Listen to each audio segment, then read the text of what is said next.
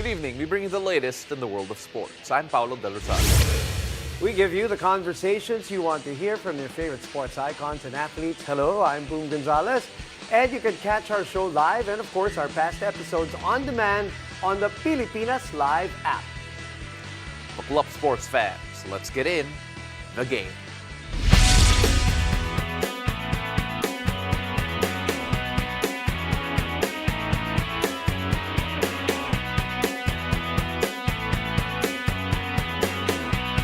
Well, the PBA is officially back, and two of the league's top teams wasted no time with an explosive opening day. Joining us tonight to recap the conference opener is analyst coach Jude Roque. Coach, how are you? Hello, Coach. I'm good. Good to see you again. both. Coach, Yes. 198 days since the last conference of the PBA. Ako personally, just happy to have it back. Finally, what an opening that we've had also. Just how great is it to have the PBA finally back, having a real conference at hindi na yung on tour natin? Yeah, it's really great. I mean, we're having such a great basketball year, and it's just truly amazing that finally the PBA is back because so many of our fans are really raring to see the games. Paulo, tell us first, and Coach Jude, tell us, since it was the opening day, tell us about the energy of opening day in the PBA after that major absence for almost 200 days. Alam mo, sa simula, it felt like some of us, we were worried that we're all going to be rusty. Kasi 198 days nga. Yes. Everyone from the pro to the players Right. to everyone involved, just they're really excited. And Sir Jude, I'm sure you were also really excited to see everyone. But one thing hasn't changed. Si Jude Mar, MVP pa rin. 7-time MVP si Jude Mar Fajardo. We also the Leos.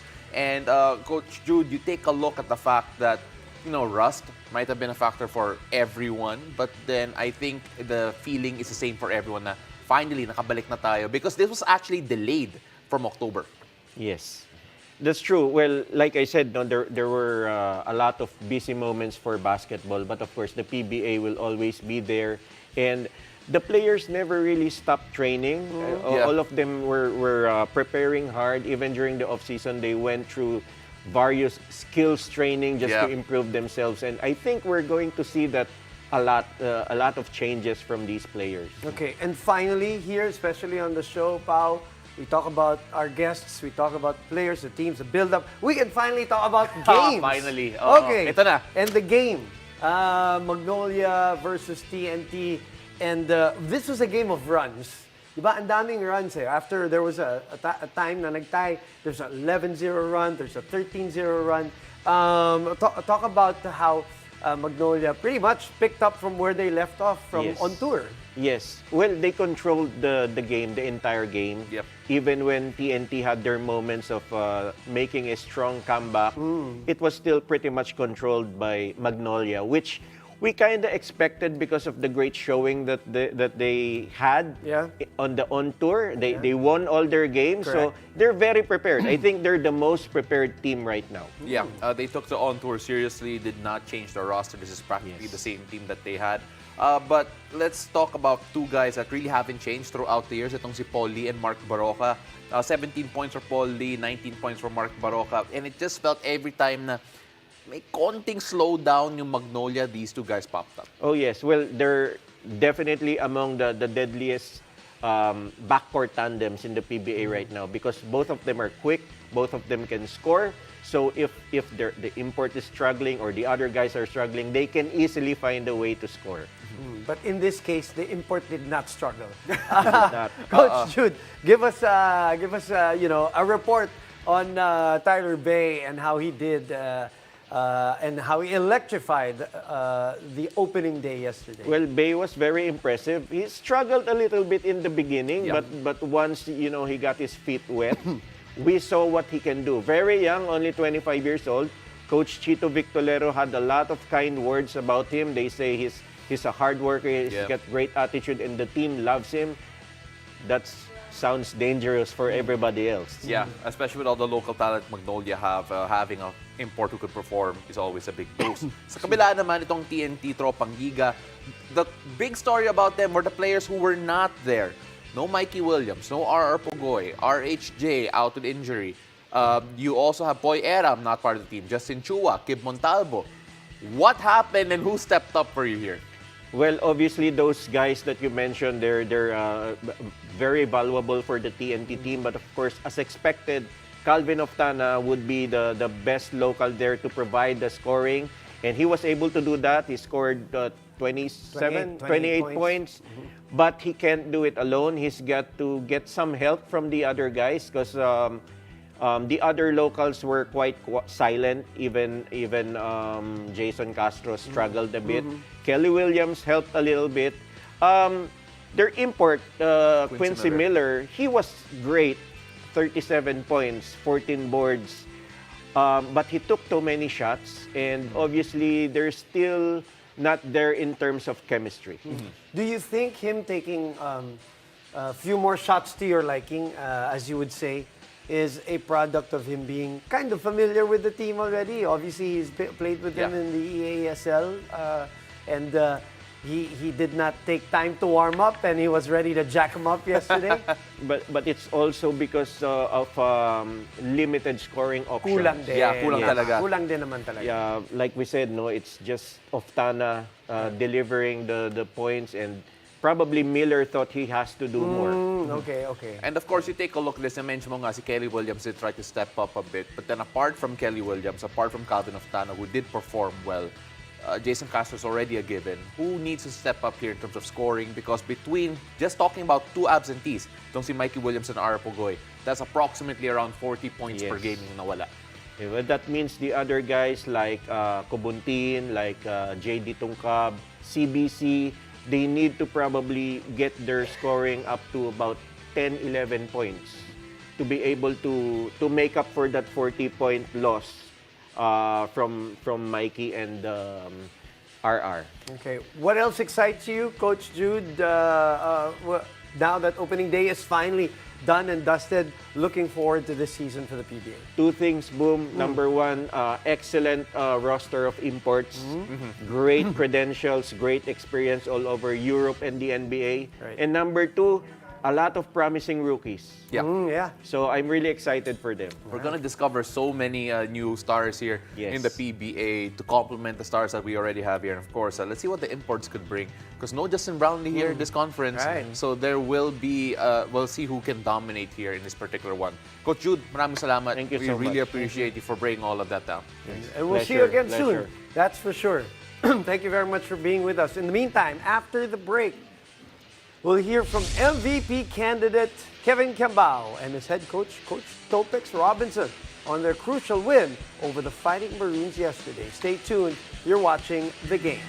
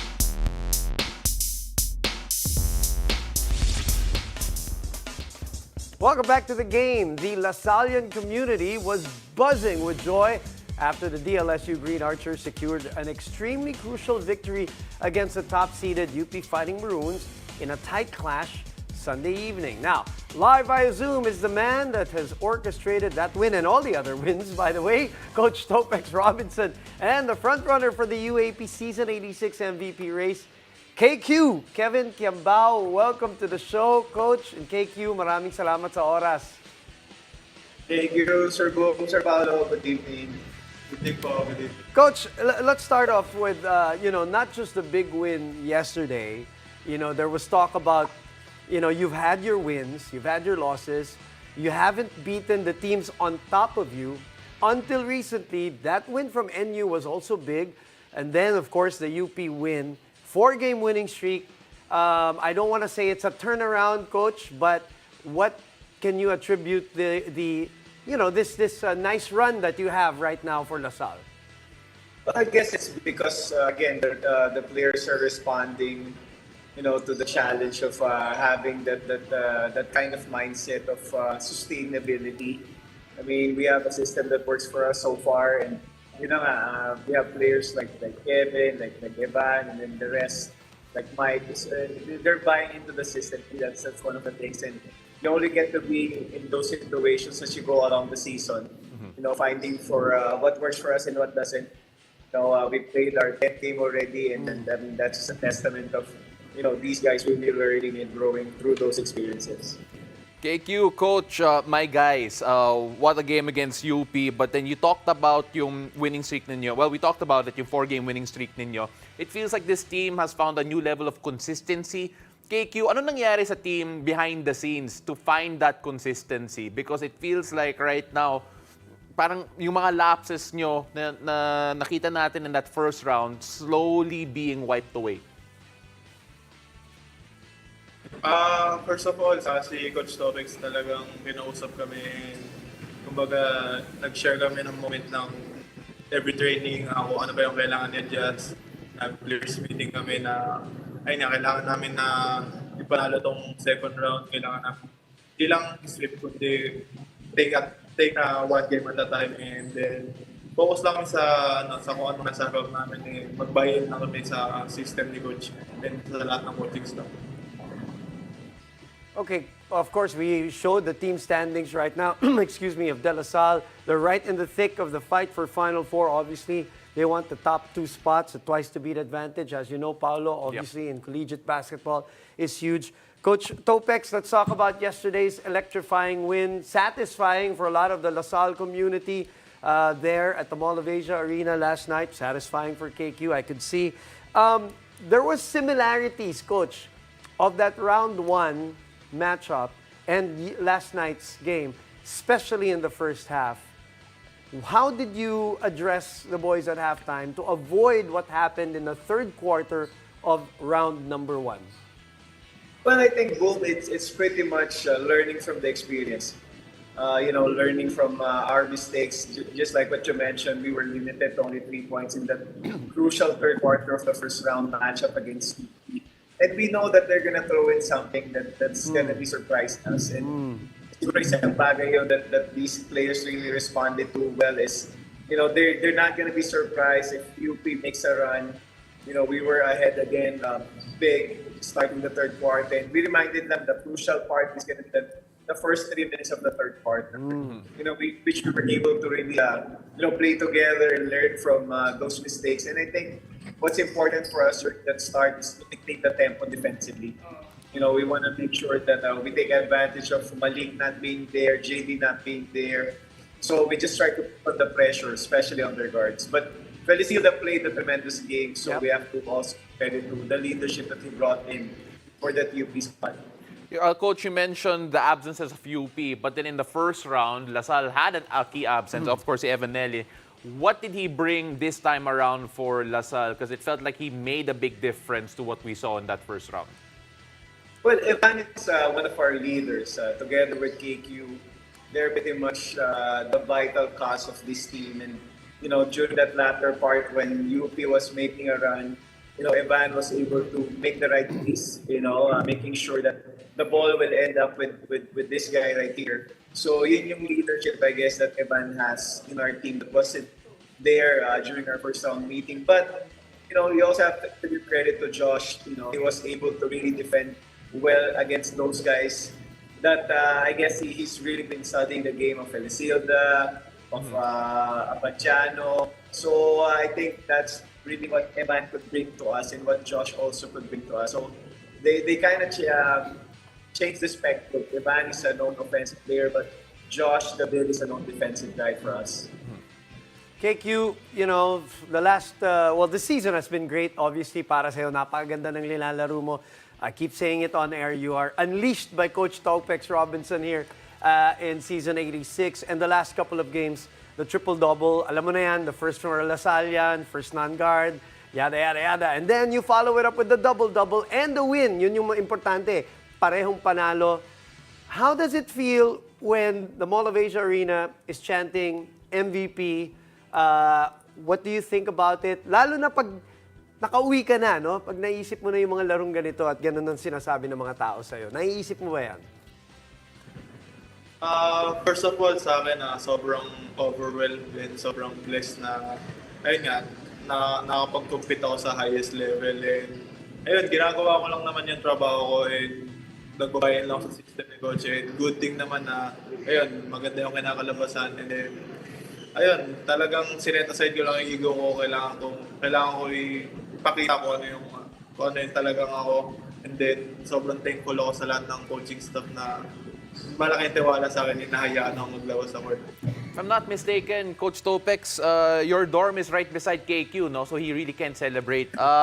But apart from all of that, Coach, your losses in that first round were against Ateneo, NU, and UP. How important was it, especially going into battle for a Final Four spot, to actually beat the teams that are favored to win those spots, to learn that, okay, kaya ng grupo na to be able to beat championship contenders this season? Well, those first round losses really hurt us. It really kind of grounded us kung nasa na kami. And that really helped us really build from those experiences. Kaya nga, we always remind these players coming to those games that it's not about beating NU, it's not about beating UP, and eventually it's not just about beating Ateneo. It's about us really learning to grow. The trust that everybody has on each other. The longer, the deeper the season is, you need all those fresh guys, in your team that are confident that when their number is called, they're going to be ready to deliver. Francis Escador played well yesterday. Yeah. Josh really did well. So, yung mga bagay na yun, like those guys, JC Macalala, though he didn't score, did a tremendous job defending the guards of UP. Si Paulie. So, talking about that system, it's about how guys are going to step up. We talked about teammanship, besides having these leaders here, it's everybody really has to give their contribution if we want to go farther in this tournament. Policarpio played very well. Paulie played very well yesterday in the limited minutes that he got. Well, Coach, it's been a special season for you so far. Your first year at the UAAP. You have a special player beside you, but the work is not done. Obviously, there's more grind to come for De La Salle and the rest of the UAP. So we wish you luck, and of course, to stay healthy, and that last run for the twice to beat. Good luck to De La Salle University, Coach, and KQ. Thank you. All right, thank you, guys. So we have more sports stories after the break. Stay tuned. You're watching The Game.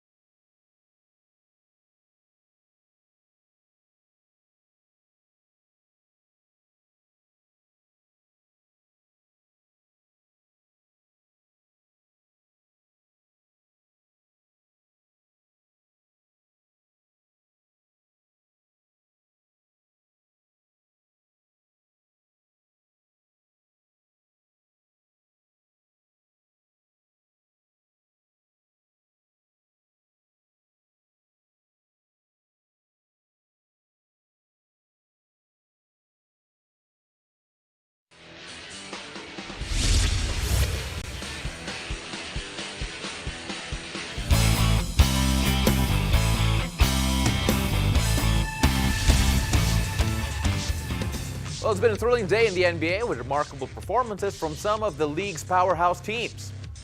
The Toronto Raptors pulled off a huge comeback, staging an incredible rally from a 22-point deficit. They forced an overtime and emerged victorious with a 123-116 win against the San Antonio Spurs. Scotty Barnes took charge, delivering a double-double of 30 points and 11 rebounds, including a 17-point surge in the fourth quarter. Dennis Schroeder and OG Anunoby each contributed 24 points, snapping the Spurs' two-game winning streak. Over to old rivalry matchups. In a long-awaited victory, the Cleveland Cavaliers defeated the Golden State Warriors, ending a 16-game losing streak dating back to December 25, 2016. Donovan Mitchell was stellar with 31 points and played a pivotal role in the Cavaliers' 115-104 triumph. The Cavs and the Warriors were familiar foes for 4 consecutive NBA Finals, spanning from 2015 to 2018, with the Cavs' historic championship victory in 2016. In another Western showdown, Desmond Bain led the charge for the Memphis Grizzlies, finishing with an impressive 30 points as they secured their first win of the season. The Grizzlies rallied late to defeat the Portland Trail Blazers with a final score of 112-100. Jaren Jackson Jr. also made a significant contribution with 27 points. Now, this victory marked a turning point for the Grizzlies, who had faced a challenging start to the season with 6 consecutive losses. And you can catch the NBA and our show live and on demand on the Pilipinas Live app. Remember, thank you for joining us. I'm Boom Gonzalez. I'm Paul Del Rosario, and this has been The Game.